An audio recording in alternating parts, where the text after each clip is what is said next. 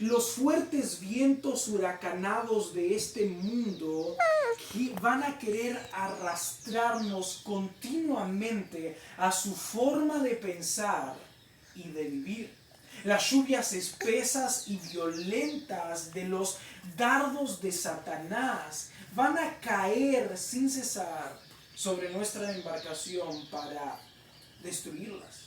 Estas tormentas se caracterizan sobre todas las cosas por producir enormes desánimos, cansancio, mucho agotamiento. Es más, se caracterizan por producir deseos de desistir, de abandonar, de dejarlo todo, o como normalmente le decimos nosotros, de tirar la toalla. Estas tormentas se caracterizan por generar en nosotros duda, miedo, entre otras cosas. Y le puedo asegurar que así como van a venir tormentas este año, usted va a experimentar, producto de estas tormentas, desánimo, agotamiento, deseos de desistir, dudas, miedo y temor. Ahora, sabiendo o pensando que todo el 2024 va a traer esto, ¿podemos saber cómo entonces nosotros vamos a terminar este año? ¿Podemos al principio de este año mirar al futuro y decir, ok, yo sé cómo vamos a terminar? Si usted es cristiano, y esto es muy importante, si usted es cristiano, nosotros sabemos cómo vamos a terminar el 2024. Y la respuesta es que la vamos a terminar en victoria. Amén. Vamos a terminar en completa victoria. Ahora, ¿qué nos daría la garantía de poder sostener al principio del año de que vamos a terminar este año en victoria? Aleluya. Bueno, honestamente no es que vamos a adquirir más conocimiento y capacidad o experiencia en la vida que nos van a posicionar en un lugar en el que podemos decir, bueno, estoy preparado para enfrentar problemas mayores. No, ni siquiera son nuestros talentos o no es la cantidad de recursos. No va a ser un mejor trabajo, no va a ser una mejor relación, no va a ser cosas como esas la que nos dé la garantía de poder enfrentar la vida y estas pruebas y tener victoria. Espero que salgamos de este lugar convencidos que lo único que nos puede es dar plena certeza, esperanza y tranquilidad del triunfo y la victoria en la prueba no es nada más y nada menos que un alto conocimiento de nuestro Señor Jesucristo y de su Evangelio. Que podamos contemplar y descansar en la perfecta vida de el Jesús hombre y esperar la calma inevitable que trae el Jesús divino. Estas tormentas van a producir en nosotros un más claro conocimiento de Cristo y de su poder, y en base a eso vamos a caminar triunfando. Por eso, sin más decir otra cosa, les invito a que por favor nos entremos en la barca de Mateo capítulo 8, versículo 23 y podamos salir de este lugar llenos de fe y de confianza en nuestro Dios. Leamos. Mateo capítulo 8, versículo 23 al 27 dice así. Y entrando él en la barca, sus discípulos le siguieron. Y he aquí que se levantó en el mar una tempestad tan grande que las olas cubrían la barca. Pero él dormía. Y vinieron sus discípulos y le despertaron diciendo, Señor, sálvanos que perecemos. Él les dijo, ¿por qué teméis, hombres de poca fe? Entonces, levantándose, reprendió a los vientos y al mar, y se hizo grande bonanza. Y los hombres se maravillaron diciendo, ¿qué hombre es este que aun los vientos y el mar le obedecen? Oramos un segundo. Padre, bendita es su palabra, Señor. que en este momento es leída y que va a ser considerada y predicada. Señor, ningún hombre puede predicar su palabra en la carne. Ella necesita ser predicada en el poder del Espíritu Santo, bajo la guía del Espíritu Santo.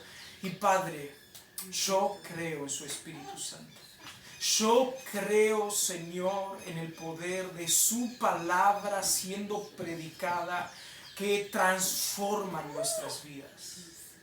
Por favor, háblenos en el día de hoy. Dependemos de usted y confiamos en usted. En el nombre de nuestro Señor Jesucristo. Amén. Y amén al Señor. Queridos hermanos, tomen su asiento si quieren, no hay problema. Este es uno de los pasajes más sorprendentes de toda la Biblia. Este pasaje es cautivador, es maravilloso.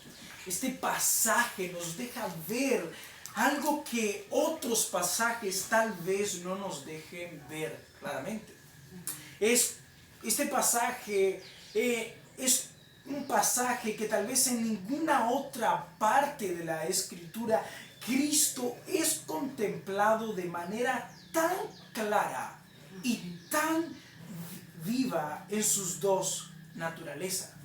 En este pasaje vamos a notar claramente a Jesús viviendo y comportándose como un verdadero hombre. Y a la vez vamos a ver a Jesús viviendo y actuando como verdadero Dios. La humanidad de Cristo brilla de manera escandalosa en estos pasajes. Si bien si nosotros leemos la palabra de Dios en los evangelios, hay pasajes en los que parece difícil de poder diferenciar cuando Jesús actuaba como hombre y Jesús actuaba como Dios. Porque les recuerdo que Jesús es Dios y Jesús es hombre. Esta característica, este principio, esta doctrina es fundamental en el evangelio y en las iglesias cristianas. Tenemos que confesar la plena humanidad de Cristo y también la divinidad de Cristo. Pero en este pasaje, de manera particular, de manera tan brillosa, Cristo no solamente es contemplado como hombre, Cristo es contemplado como un hombre perfecto. Porque este hombre Jesús no es como cualquier hombre en la tierra. No es como uno de nosotros. Este Jesús hombre es un hombre perfecto. Y vamos a contemplar a Jesús no como un Dios, como lo contemplaba la mitología griega. No vamos a contemplar a Jesús como un Dios en cuanto a un ídolo, sino que Jesús es el Dios todopoderoso. Es el Dios que gobierna absolutamente todas las cosas y que todas las cosas se inclinan y le rinden obediencia a este Jesús Dios. Pero sin embargo, en este pasaje, además de ver claramente la humanidad y la divinidad de nuestro Señor Jesucristo, este pasaje nos deja ver claramente la debilidad y la impotencia humana ante las dificultades. Vamos a ver cómo el hombre es incapaz y es débil en sí mismo para poder enfrentar todo problema que le pueda venir. El gran tema de este pasaje no es otra cosa más que la falta de fe en estos discípulos. Estos discípulos deberían haber estado tranquilos en esta tormenta que les sobrevino, pero los encontramos perturbados, los encontramos preocupados, asustados y amedrentados. ¿Cuál es su clara falta de fe? ¿O en qué consiste su falta de fe? Hermanos, la fe es el requisito indispensable para agradar a Dios y para vivir la vida cristiana y para vencer todos los obstáculos. Les vuelvo a repetir, la fe es el requisito indispensable para agradar a Dios, no son las obras. Muchos creen que las obras son los requisitos indispensables para agradar a Dios.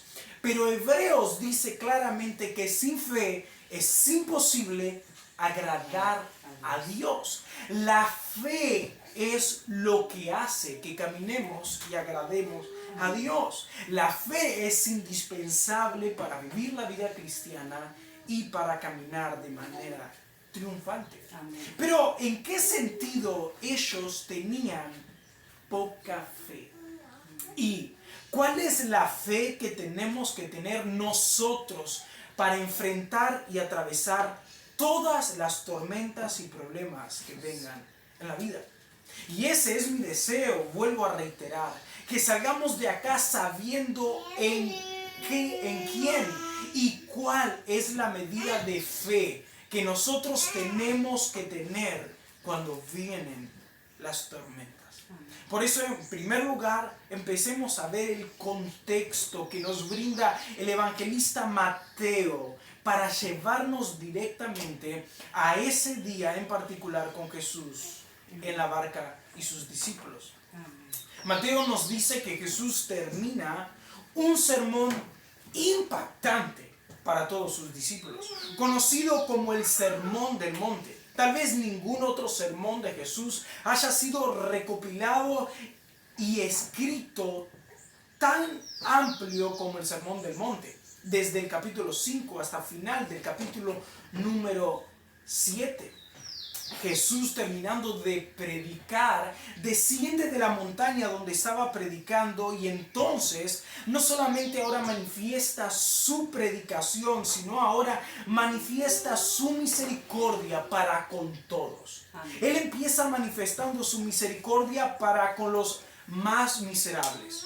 Un leproso. Un leproso era el hombre más miserable en ese tiempo sobre la faz de la tierra. Y Jesús muestra su misericordia para con él, sanándole y salvándole. Pero Jesús, posterior a eso, muestra su misericordia para con la alta sociedad. Un centurión, un hombre de poder, general del ejército romano, se le acerca a Jesús con una petición y Jesús le responde y le atiende de manera misericordiosa. Terminando de hablar con este centurión, posteriormente Jesús muestra su misericordia para con las personas olvidadas. Una mujer que sirve, la suegra de Pedro, que tenía fiebre y estaba postrada en su casa. Ella era ama de casa y tal vez su enfermedad no causaba preocupación en ninguno de los que estaban en la casa. Y ella ese día estaba con fiebre, postrada en cama o acostada en su cama, y para los demás estaba olvidada. Jesús muestra su misericordia para con ella, sanándole la fiebre. Y al llegar la noche, Jesús muestra su misericordia para con todos los desahuciados, sanando enfermos y echando fuera demonios, haciéndoles libres. ¿Qué quiere decirnos con todo esto Mateo? Que Jesús termina su día exhausto. Jesús termina agotadísimo. Jesús termina sin energías. Todo por estar haciendo aquello por lo cual el Padre le había enviado. Y termina cansado. Y esto nos da un gran principio en la vida cristiana.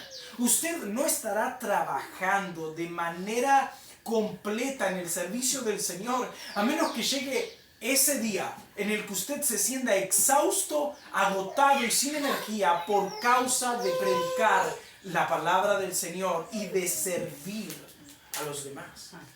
Normalmente nosotros terminamos nuestros días cansados, agotados y sin energía, pero muy difícil es encontrar un día en el que nos sintamos así por haber servido al reino de los cielos. Pero el cansancio de Jesús tiene una particularidad. no solamente era un cansancio físico, era un cansancio emocional. Seguramente Jesús estaba terminando ese día sin poder en su mente formular un pensamiento concreto. Él estaba agotado en mente y en emoción, porque él, Jesús, estaba emocionalmente unido a todos aquellos a los que servía. Jesús no solamente era una persona que sanaba y se iba, no, él estaba emocionalmente unido a todos. Cuando él sanó a aquel leproso, él estaba unido sentimentalmente a ese leproso. Él estaba angustiado por lo que causa el pecado en el cuerpo humano.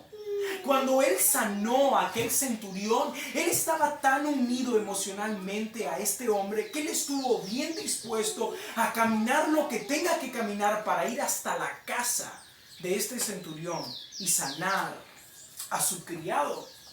Cuando él sana a la suegra de Pedro, él estaba unido a esta mujer emocionalmente, y así también con cada endemoniado y enfermo que pisó la casa de Pedro ese día. Jesús estaba totalmente exhausto, y es en este estado, siendo rodeado y apretado por más y más gente que buscaban de él algo, se sube a la barca para poder encontrar un momento de descanso. Fíjense lo que dice el versículo número 18. Viéndose Jesús rodeado de mucha gente, mandó pasar al otro lado.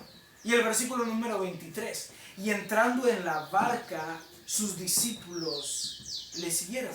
Jesús, apretado por la multitud y cansado, quiere pasar al otro lado para descansar en un barco.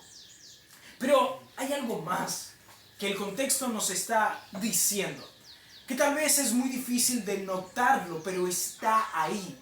¿Y cuál es esto? Jesús tenía discípulos. Jesús andaba con discípulos. Él no hacía estas cosas solo, si bien él predicaba y él sanaba y lo hacía él, sin embargo él estaba rodeado por discípulos. Hombres que estaban trabajando constantemente con Jesús. Seguro ellos eran los que organizaban a la gente y administraban los lugares y los turnos para que estas gentes puedan estar con Jesús. Ellos estaban ahí diciéndole, bueno, pasa, ahora pasa usted, y a los otros, ¿puede dar permiso para que el resto de las personas también puedan venir? En un momento nos cuentan los evangelistas que muchos niños corrieron hasta donde estaba Jesús. Y cuando estos niños estaban corriendo, los evangelistas nos dicen que los discípulos rodearon a Jesús haciendo como un cerco humano, para que los niños no puedan acercarse. Y Jesús se enoja y le dice, dejen a los niños venir ahí a mí. Los discípulos estaban ahí cuidando y trabajando. También un dato interesante es que cuando una mujer con flujo de sangre ve que estaba pasando Jesús y dice, si tan solo tocar el borde de su manto seré salva, la Biblia dice que había tanta multitud que lo estaba apretando. Esta mujer toca el borde del manto de Jesús y es sana. Y Jesús dice, alguien me tocó. Y los discípulos dicen, Señor, la gente te aprieta. Y usted dice, ¿alguien me tocó? Ahora, el texto está diciendo algo claro. Había tanta gente, lo tocan a Jesús, y no es que él levantó el cuello y miró a sus discípulos por allá perdidos y le dijo, ¿alguien me tocó? No. Él dijo, alguien me tocó, y sus discípulos le escucharon porque estaban ahí pegados a Jesús, también siendo apretados por toda la gente. ¿Qué quiero decir con esto? Ellos también estaban cansados. Ellos también estaban terminando ese día agotados. No voy a decir que estaban terminando tan cansados como Jesús, pero estaban cansados. ¿Es importante esta consideración? ¿Es importante ver que los discípulos estaban también cansados como Jesús? Creo que sí. Porque Cristo no es que no se despertó en la tormenta, porque estaba tan cansado que nada lo podía despertar. No. Hay una particularidad, hay una diferencia grandísima entre los discípulos y Jesús, que no es el cansancio por el hecho de que Jesús dormía tranquilo y ellos estaban desesperados. Jesús y sus discípulos entonces suben a la barca y se disponen a navegar y descansar. Probablemente ellos también habían pensado poder descansar en ese viaje. En este viaje, muchas barcas que contienen a discípulos de Jesús también acompañan a Jesús. Eso nos dice Marcos. Porque este relato que nosotros leímos en Mateo 8, 23 al 27, también se encuentra en Marcos 4 y en Lucas 8. Y juntos hacen como la película completa que nosotros necesitamos para poder entender todo lo que pasó ese día. Lucas nos dice un dato, que mientras ellos navegaban, Jesús se quedó dormido. O sea que Jesús se sube al barco con sus discípulos, empiezan a navegar y en ese tramo Él se queda dormido. Parece que el viaje estaba muy tranquilo, estaba muy lindo y no parecía nada peligroso. Y Jesús se queda dormido. Sin embargo, fíjense lo que pasó. Miren lo que dice el versículo número 24. Y he aquí que se levantó en el mar una tempestad tan grande que las olas cubrían la barca. En ese momento de tranquilidad empezó una gran tormenta en ese mar de Galilea. Ahora, no voy a darles muchos datos y mucha información sobre el mar de Galilea o lago de Genesaret. Porque honestamente, si me pongo a hablar de los datos y de las cosas particulares que tiene este mar, en contraste a todos los mares del mundo, vamos a estar mucho tiempo y no quiero perderme en estos datos. Simplemente permítanme decirles una cosa. Este mar de Galilea es el mar más bajo de todos los mares. Y los ríos que desembocan en este mar producen choques de temperatura tal que se puede pasar de la paz al caos de un segundo al otro. Yo puedo estar en este momento muy bien, muy tranquilo y 10 minutos después hay una tormenta terrible. Esa particularidad tiene ese mar. Las tormentas se desencadenan de un segundo al otro. Y no es que esto es una información nueva. Todos sabían claramente que eso podía pasar. Y eso fue lo que pasó. Ahora, las tormentas en este mar son terribles. Las tormentas en este mar son bastante peculiares y peligrosas. Pero tal vez, si existió entre todas las tormentas que vienen pasando en el mar de Galilea, una que destaca y fue la más peligrosa, seguramente es esta tormenta. Así que veamos las características de esta tormenta. Marcos y Lucas, que son los relatos paralelos, nos dicen que fue una tormenta de viento. Pero Marcos nos da una expresión muy fuerte. Él dice que esta tormenta fue un viento huracanado. Terrible. ¿Qué es un huracán? Un huracán es un gigantesco remolino en el agua en una forma de embudo. Es un viento que produce un remolino enorme en el agua y produce un pico en el que todas las cosas van a terminar ahí. Esa tormenta tenía esa particularidad, un viento fuerte que estaba produciendo un huracán. Pero Mateos, el relato que nosotros leímos, nos dice que fue un temblor. La palabra que Mateo usa en el idioma original nos da a entender que lo que estaba pasando era un sismo. Era un temblor, era un sacudón de la tierra. Así que fíjense la característica de esta tierra. Era un viento huracanado y un temblor. Esto estaba produciendo olas enormes. en el mar de Galilea, producto de estas tormentas, se dicen que las olas pueden alcanzar más de 2 metros de altura.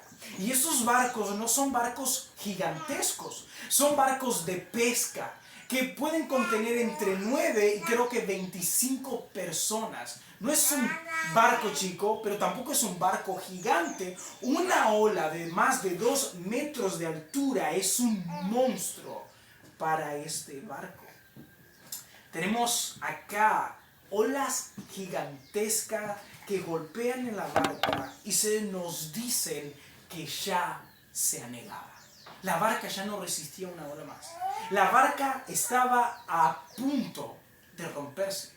Pero si esto fuese feo, si esto fuese amedrentador, un viento fuerte, olas gigantescas, temblor en la tierra, Marcos nos da un dato. Marcos nos dice que era de noche. Así que imagínese usted ahí en el medio del mar, con una tormenta, y encima no puede ver nada. Para el terror. Nada más que para el terror. No sé si alguno de ustedes navegó alguna vez. Yo no, pero los que navegaron dicen que el movimiento del barco produce tanta náusea y mareo. Ahora, este no solamente se balanceaba, este estaba a punto de hundirse. Y por más que hayan estado acostumbrados a navegar, cualquier estómago se habrá visto sacudido. Ahora, creo yo que estos discípulos que están con Jesús en la barca son los 12 apóstoles. Creo que eran ellos, porque eran los más cercanos a Jesús y porque eran los que estaban siempre con él. De los 12 apóstoles se cree que por lo menos 7 de ellos eran pescadores. Ahora bien, lo que tenemos claro es que Pedro, Andrés, Jacobo y Juan eran pescadores. Y ellos venían de una familia de pescadores. Así que ellos eran marineros y navegantes con experiencia. Acá tenemos a un número de hombres expertos en estas aguas que están acostumbrados a este tipo de tormentas y podríamos creer que tranquilamente pueden manejar una situación como esta. Pero sin embargo, todo su conocimiento y experiencia en tormentas anteriores se vuelven nada y no pueden controlar la situación. La barca está a punto de hundirse, ellos están a punto de ahogarse y están desesperados. Están todos mojados, están cansados y están incapaces de hacer algo contra esto. Y en ese momento en el que están luchando e intentando poder salir adelante, tal vez un trueno, no sé, da un poco de claridad y alguien mira a la popa del barco y ve ahí a Jesús durmiendo. Era para la risa. ¿Cómo podía estar Cristo durmiendo en una situación como esta? ¿Cómo se explica que Él estaba ahí, dormido? Estaba tan cansado Él que no se estaba dando cuenta de lo que estaba pasando a su alrededor, de la tormenta que había. ¿Será que las sacudidas y los gritos de sus discípulos fueron más escandalosas que los golpes de las olas en el barco y el bullicio del viento para despertarlos? Un sacudón y un grito de sus discípulos fue más fuerte que un golpe de una ola de este tamaño y un viento de esas características. ¿Por qué dormía Cristo? ¿Por qué estaba tan tranquilo así? En este sentido quiero decirle, Él estaba en realidad dormido. No es que Él se estaba haciendo el dormido y estaba viendo qué estaban haciendo sus discípulos o cómo iban a manejar la situación. No, Él estaba dormido. Pero Él no estaba así de dormido por causa del cansancio. Obviamente acá vemos a Jesús en su humanidad, cansado y dormido, pero lo vemos en una humanidad perfecta que puede dormir estando tranquilo. Vemos a este Cristo, a este hombre siendo totalmente a la imagen de Dios y perfecto. Él tenía una fe inquebrantable en su Padre y dependía completamente de su Dios. Jesús como hombre experimentaba la fe y la tranquilidad y la templanza que hablaban los salmistas en los salmos. Él es ese salmista que canta y que celebra en medio de las dificultades. El Salmos capítulo 3 versículo 5 dice: yo me acosté y dormí y desperté porque Jehová me sustenta. Él estaba ahí diciendo, fíjense el orden de este salmo: acostarse, dormir y despertar. Es una confianza. Me acuesto, duermo y me despierto porque eso depende de Dios. Eso no depende de mí. Eso depende de Dios. Si Dios quiere, me acuesto, duermo y me despierto. Jehová me sustenta. O el Salmo capítulo 4 versículo 8: en paz me acostaré y asimismo dormiré, porque solo tú, Jehová, me haces vivir confiado. Amén. Jesús se acostaba y dormía en paz porque confiaba en Dios y Él es fiel. Yo estoy confiado en Dios. Nada me va a pasar. El Salmo 23, 4 dice el salmista: aunque ande en valle de sombra de muerte, no temeré mal alguno, porque tú estarás conmigo. Jesús estaba en esa barca como hombre con una fe inquebrantable de que su Padre estaba ahí con él, y ese podía bien ser un valle de sombra de muerte, pero la muerte a él no le podía tocar. Él estaba confiado. Jesús experimentaba la confianza del Salmo 89, versículo número 9. Tú tienes dominio sobre la braveza del mar.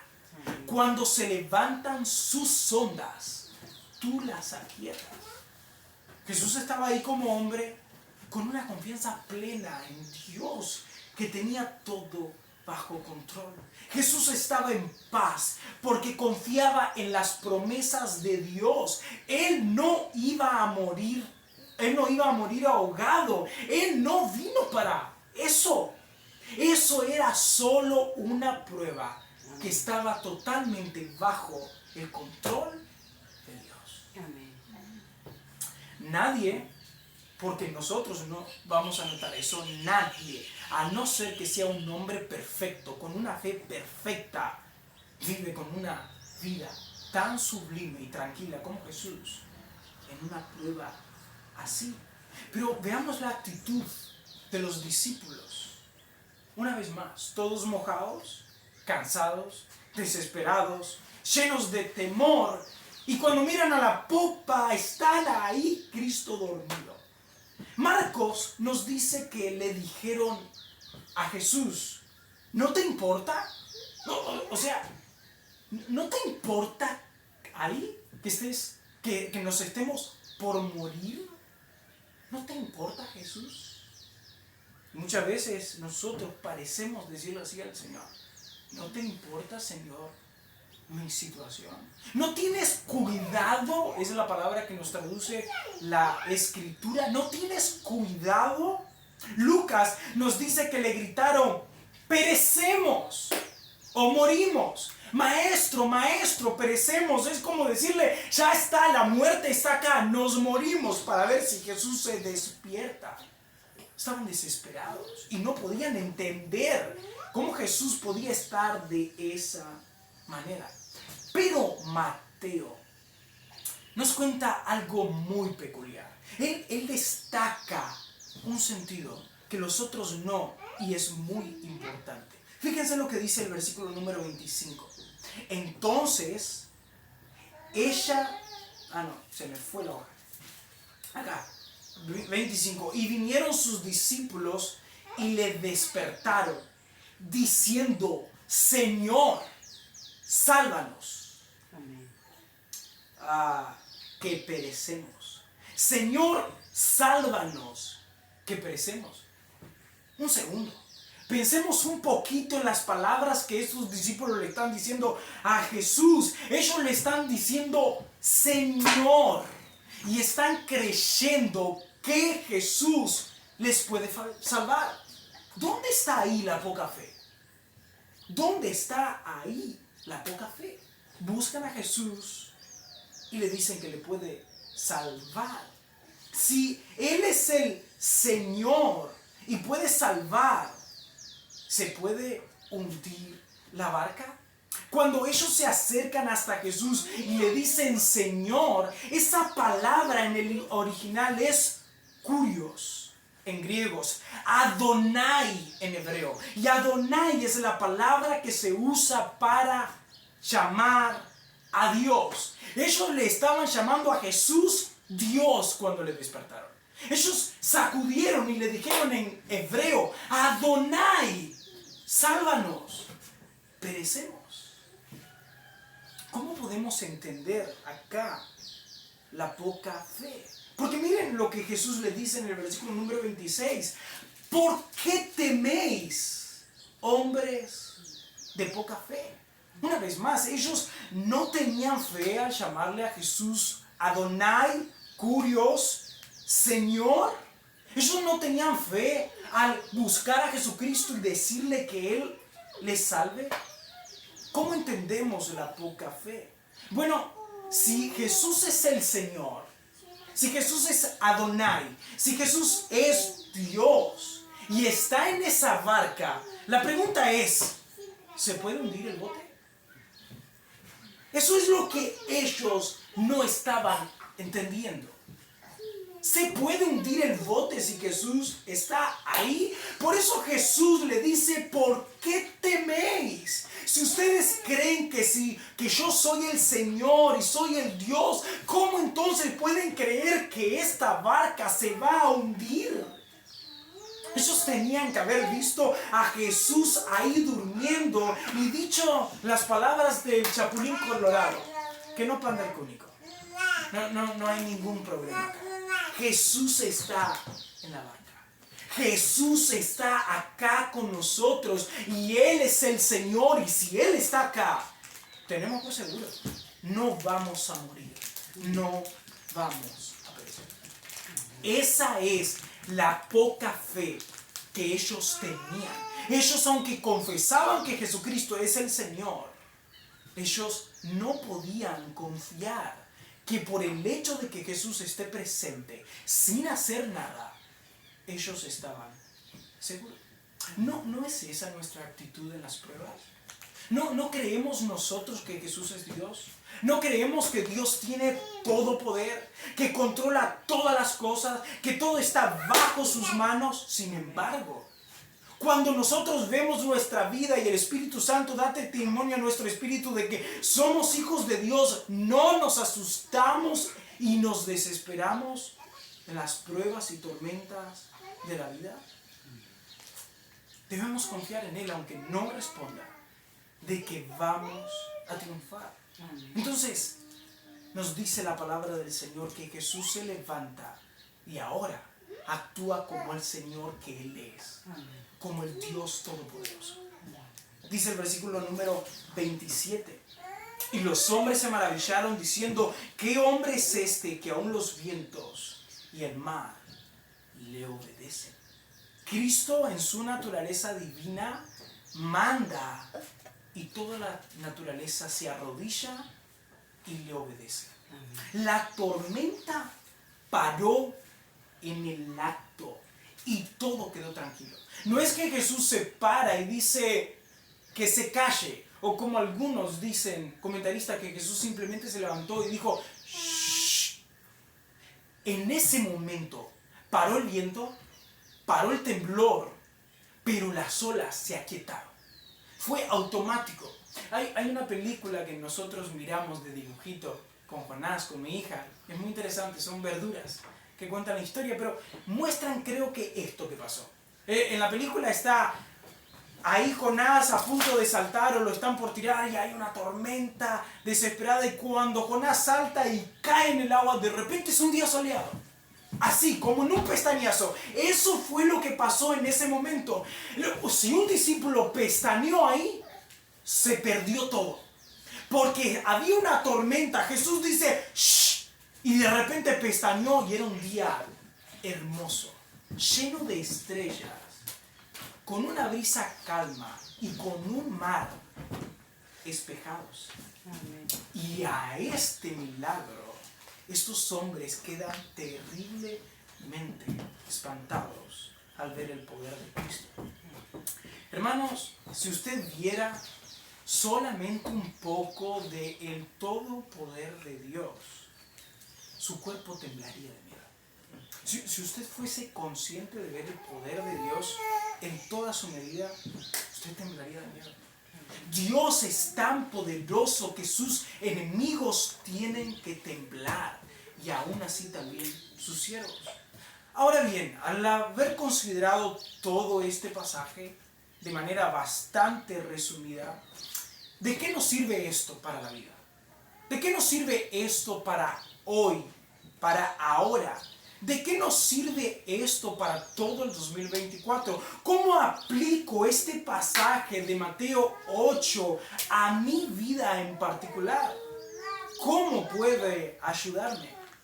Bueno, este estudio que nosotros terminamos de leer nos enseña algunas cosas. En primer lugar, nos enseña que nosotros no estamos exentos de las pruebas y de las tormentas por ser cristianos. No, nosotros no estamos exentos de una enfermedad terminal o de cualquier enfermedad. Nosotros no estamos exentos de una mala noticia. Nosotros no estamos exentos de un robo, de una decepción, de un problema. Los problemas este año 2024 van a venir, y es de sabio que lo estemos esperando. Es de prudente que estemos mirando hacia adelante, esperando alguna tormenta que llegue a nuestras vidas. Eso es lo primero que nos enseña el pasaje. Porque seamos cristianos no quiere decir que no vamos a enfrentar problemas. Mucho de del evangelio de hoy que se predica, un evangelio superficial y mal evangelio, llama a la gente a que vengan a Cristo para que todos sus problemas se terminen. No. Es más, nosotros dijimos al principio que la vida del cristiano es como una tormenta continua. Las olas del pecado golpean. El viento de un mundo enojado nos quiere arrastrar. Las gotas frías y feroces de los dardos del enemigo vienen contra nuestra vida. Tenemos que esperar todas estas cosas. En segundo lugar, las pruebas que vengan son imposibles atravesarlas sin fe. No vamos a poder atravesar la tormenta. Nos vamos a quedar ahí en esa tormenta, llenos de miedo y amedrentados, si no tenemos fe en nuestro Señor Jesús. En tercer lugar, estas pruebas van a generar desánimos y desaliento. No piense usted que el caminar cristiano es un caminar en el que todo es fuerza, en el que nunca nos desalentamos, en el que nunca nos desanimamos y en el que nunca estamos por el piso. No, muchos días usted puede estar por el piso y desalentado y con ganas de dejar todo. Eso van a producir las pruebas. Espérelo, porque van a venir. En cuarto lugar, las tormentas van a evidenciar mi debilidad. Yo puedo en este momento considerarme fuerte. En tierra, todo el mundo es fuerte.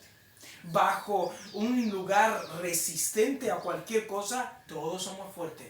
Pero en el mar, con esta tormenta, va a manifestar nuestra debilidad. Sin embargo, esto es bueno, aunque parezca algo negativo, porque la debilidad tiene que venir para que entonces podamos ver el poder de Dios en toda su gloria.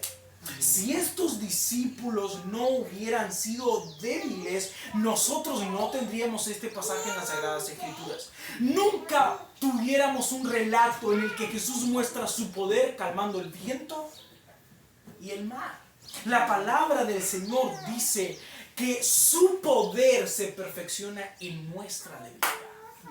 La debilidad va a llevarnos a contemplar el poder de Dios de manera mucho más clara. En quinto lugar, las pruebas, el pecado remanente en nosotros, la influencia del mundo y los dardos de Satanás van a golpear tanto nuestra embarcación que usted puede sentir que se está por morir. Literalmente. Usted puede sentir que su vida espiritual se desploma, que se muere. Usted puede estar sintiendo en medio de esa tormenta y creer que inclusive usted está perdiendo su salvación. Por la tormenta, por la dificultad. Pero cuando eso pase, cuando esté al borde de la desesperación por creer que su embarcación se está por caer, su vida espiritual se está por morir, su salvación se está por deshacer, es cuando usted entonces tiene que mirar a Jesucristo en su vida, en su embarcación. Mira a Jesús y entonces siéntase seguro. Es imposible, queridos hermanos, si usted es cristiano, si usted es un verdadero discípulo de Dios, es imposible, si Cristo está en usted y usted está en Cristo, que su vida se desplome. Es imposible que usted se hunda la barca, en el mar. Su barca, su vida espiritual, su salvación, todo usted se encuentra seguro porque usted está en Cristo. Y Cristo está en usted. Colosenses capítulo 3, versículo 3 dice: porque habéis muerto y vuestra vida está escondida con Cristo en Dios. Amén. Siéntase seguro. Amén. Cristo está ahí. Ahora, esto no es que nos da una vida de relajación o una vida en la que no nos preocupamos por remar, por combatir contra nuestro pecado, por luchar contra el mundo y contra los dardos de Satanás. No, en el medio de la tormenta usted reme, usted luche, usted esfuércese, pero sepa que eso no lo va a mantener a flote. Cuando usted esté luchando y esté dando batalla y se esté esforzando, mire a Jesús. Porque Él es el que no está dejando que su barca se hunda, y no son sus esfuerzos y sus obras. Pero en sexto lugar, si usted no es cristiano, usted no tiene a Cristo en su vida, usted con toda seguridad va a experimentar tormentas similares. También va a venir el golpe del pecado, los vientos del mundo y los dardos de Satanás. Pero usted no tiene seguridad. Su barca se va a hundir. Si usted no es cristiano, la muerte es garantizada. Porque lo único que da vida y vida en abundancia y es mantenida es nuestro Señor Jesús.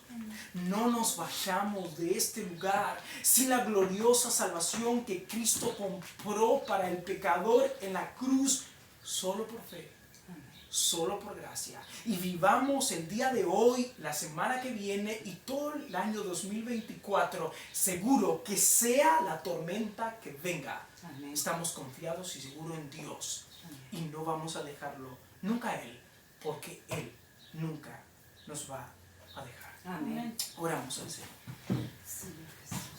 Oh, gracias, Padre. Gracias, Padre, por su palabra. Es duro entender, Señor, que vienen las pruebas y vienen las tormentas. Pero qué